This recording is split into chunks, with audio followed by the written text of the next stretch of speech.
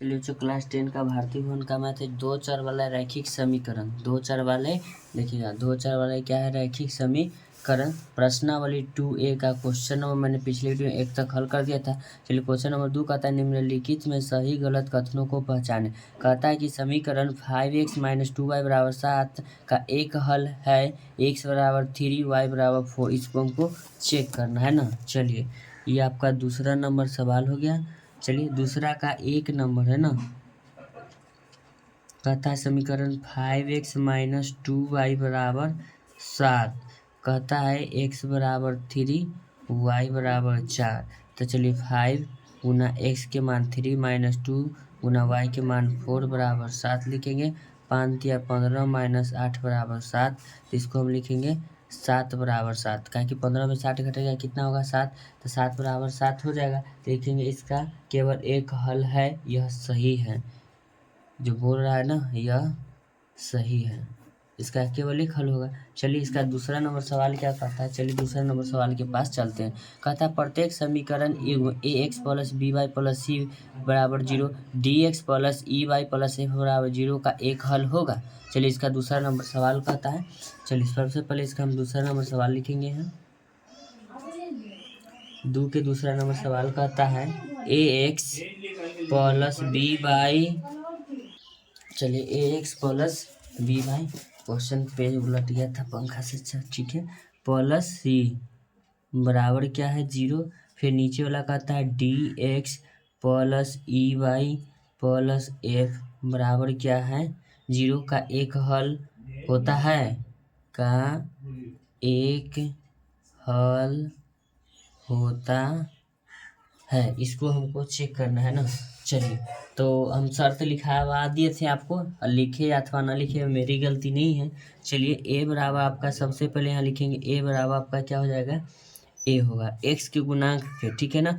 b यानी कि y बराबर क्या हो जाएगा a, और b बराबर जो आपका होगा b होगा, क्या होगा b होगा। c बराबर आपका क्या हो जाएगा c हो जाएगा, c बराबर क्या होगा c।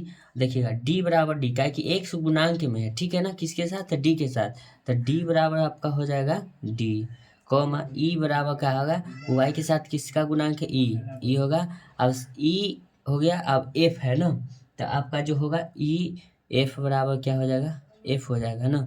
चलिए f बराबर हम क्या लिख देंगे, इसका f हो गया। आपका f बराबर क्या हो गया f। अब हमको कहता है इसका एक हल होगा, ध्यान दीजिएगा, हम आपको शर्त दिखाते हैं।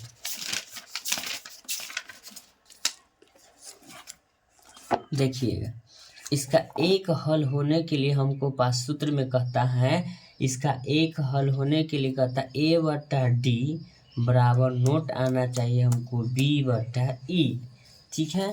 तो चलिए इसका एक हल होगा, तो ये आपका फॉर्मूला अप्लाई होता है।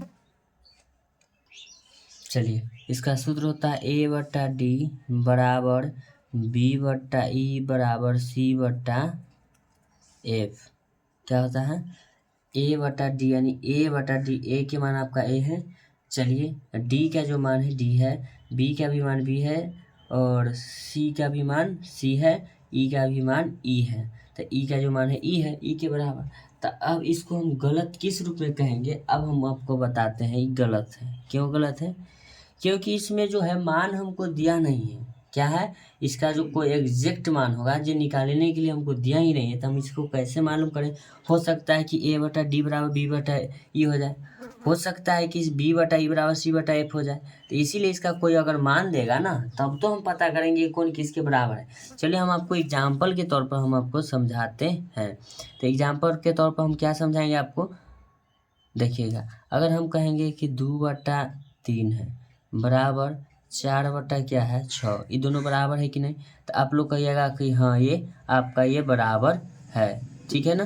तो चलिए बराबर क्यों है, इसको हम काट देंगे तो बराबर में हो जाएगा 2 दूना 4, 2 तिहाई 6 हो जाएगा, 2 तिहाई कितना हो जाएगा 6। तो ये हो जाएगा 2/3 बराबर 2 क्या हो जाएगा 3 हो जाएगा आपका, ठीक है ना। तो ये हम कह सकते हैं कि बराबर है। तो इसका मान नहीं दिया है तो हम कैसे कह सकते हैं कि ये बराबर है, ठीक है ना।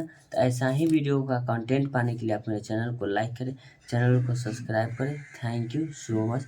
आपसे मिलते हैं आप नेक्स्ट वीडियो में। चलिए वीडियो में बने रहने के लिए धन्यवाद। Thank you so much.